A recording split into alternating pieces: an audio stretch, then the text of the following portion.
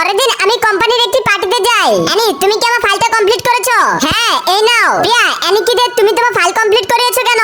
আমাকে বলার তুমি কে?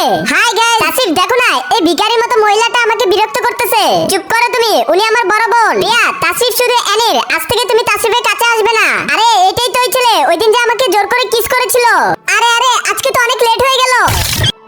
তাসিফ, আমি তোমাকে ভালোবাসি, তুমি আমার সাথে ব্রেকআপ করো না প্লিজ। প্রিয়া, আমার তোমাকে পছন্দ হয় না। তাসিফ, এসব কি বলছো? তোমার জীবনে আমার অন্য কোনো মেয়ে নেই তো?